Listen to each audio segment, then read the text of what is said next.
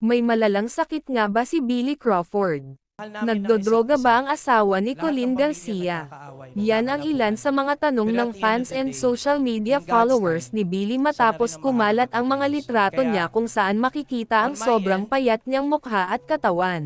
I want to Sa say, I'm kanyang sorry. Instagram account, nagpost ang Kapamilya TV host I'm sorry, actor ng Bandang kanyang Ibon. litrato kasama si Colleen na I'm kuha sorry, sa Kapamilya. pinuntahan nilang Halloween party. Walang kaalaman-alam ang TV host actress na si Colleen Garcia na nachi-chismis na pala ang kanyang mister na si Billy Crawford.